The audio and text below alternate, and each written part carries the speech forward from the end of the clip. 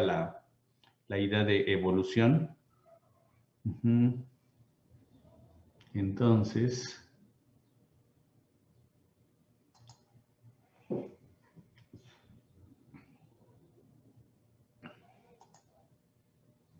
¿no recuerdan?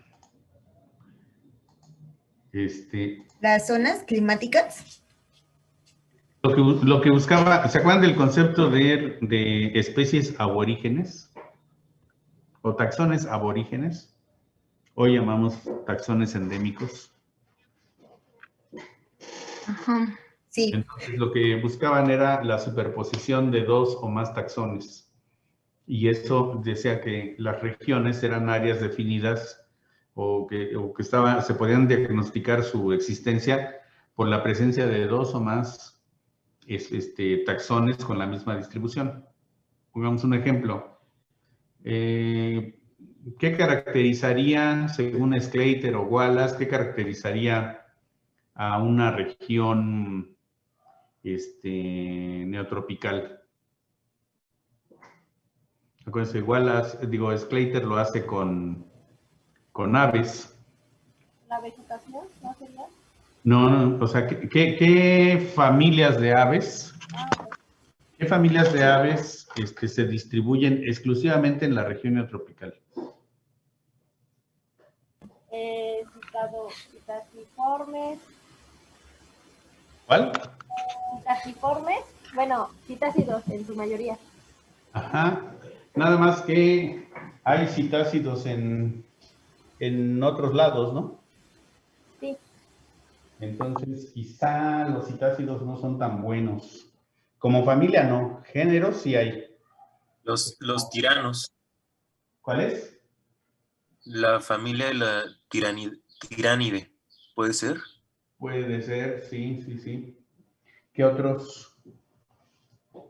Están los colibríes, ¿dónde habitan?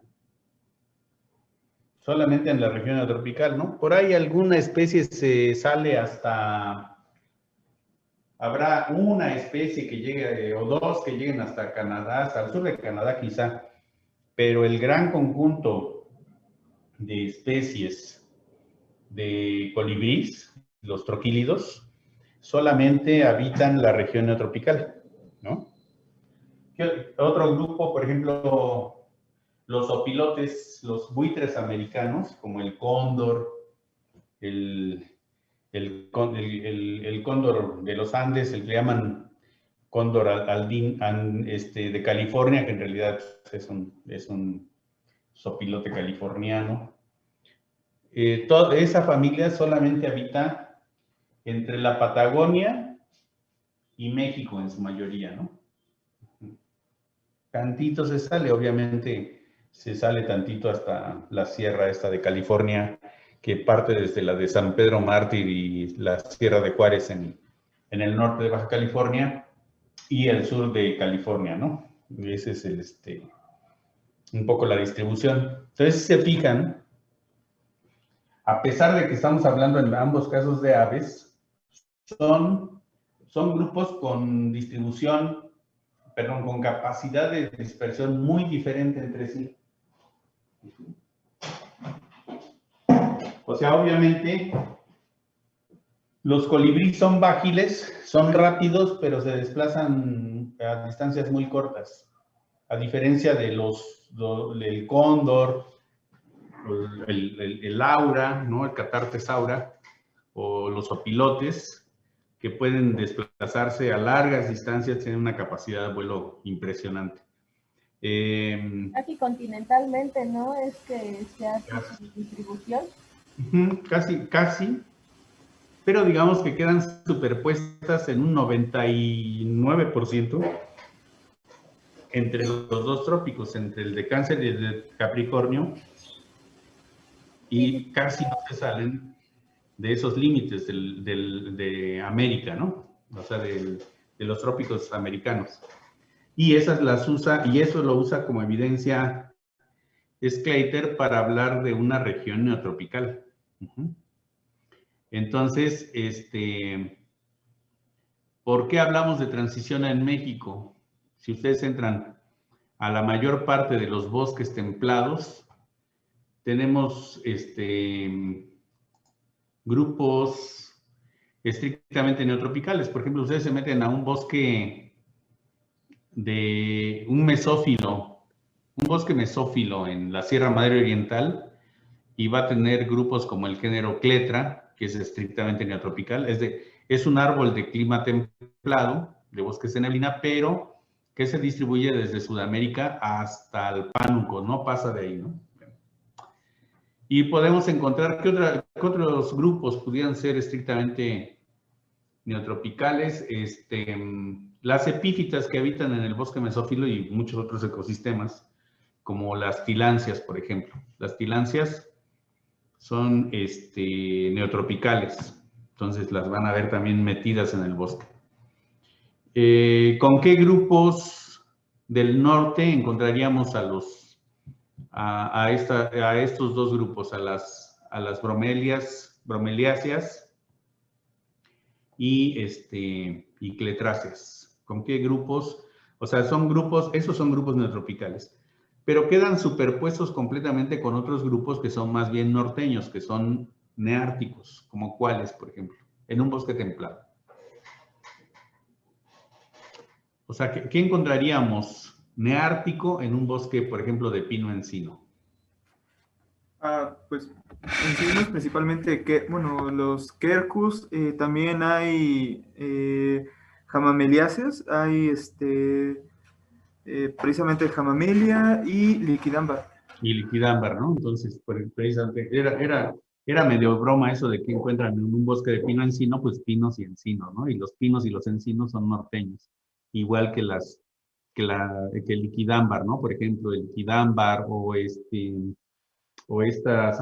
se me fue la familia de las, caprifoláceas, ¿no? Como el carpinus y el laile, el alnus. Hay muchos grupos de árboles que son históricamente relacionados con el norte, o sea, con Norteamérica, y que las encontramos en todas las montañas revueltas, digamos, superpuestas sus distribuciones con grupos que son estrictamente del sur, ¿no?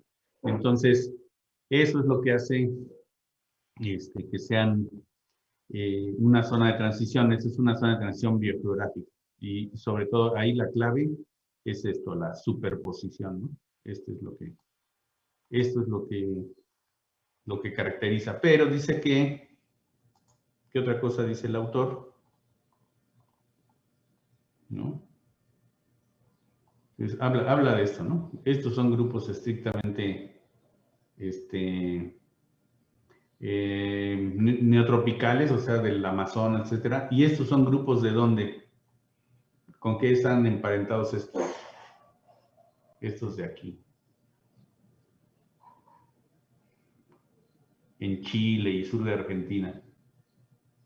Es la Patagonia, ¿no? Entonces hay una flora patagónica que se comparte más bien con la Antártida, con Nueva Zelanda, con Australia, y que es muy diferente de la que habita acá en el Amazonas, ¿no?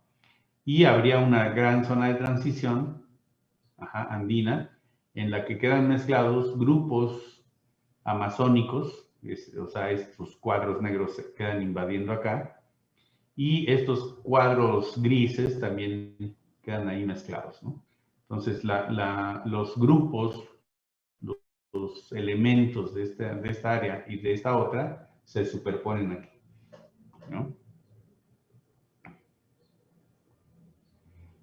Entonces dicen que, bueno, siempre, o sea, es difícil establecer esas zonas de transición porque, bueno, la misma transición, por sí misma la transición implica cierta, no aleatoriedad, pero sí, o sea, hay grupos que son capaces de dispersarse más lejos que otros, ¿no? Entonces decíamos hace rato, pues quizá, fíjense, la contradicción con los opilotes, ¿no? Los catártidos tienen una capacidad de vuelo muy grande, pero como grupo, como familia, hay más colibríes avanzando hacia el norte que sopilotes, ¿no? Entonces, como que algunos están más arraigados a su hábitat y a su área, ¿no? Entonces, hay diferentes tipos. Dice que habría 2 grandes tipos. Dice, habla de los índices de reemplazo, ¿no? Que ocurrirían en las zonas de transición, deberían ser muy, muy acusados. Entonces, habla de que hay 2 tipos de zonas de transición. Habla de que hay zonas de transición por sustracción y zonas de transición por adición. ¿Cuál es la diferencia entre ellas?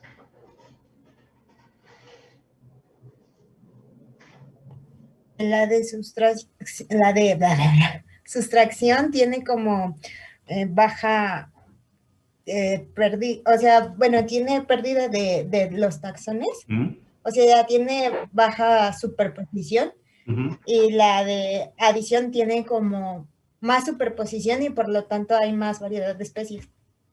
Es decir, habría zonas de transición donde observamos una caída de la riqueza de especies y zonas de transición donde se observa una elevación en la riqueza de especies. Entonces, un ejemplo claro de lo que es una zona de transición por sustracción.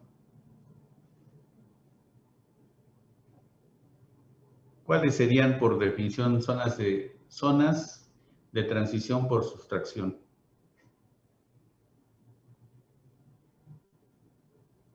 ¿Cuál sería el ejemplo? O sea, ¿cuál es por excelencia una zona de transición por sustracción, de acuerdo al artículo?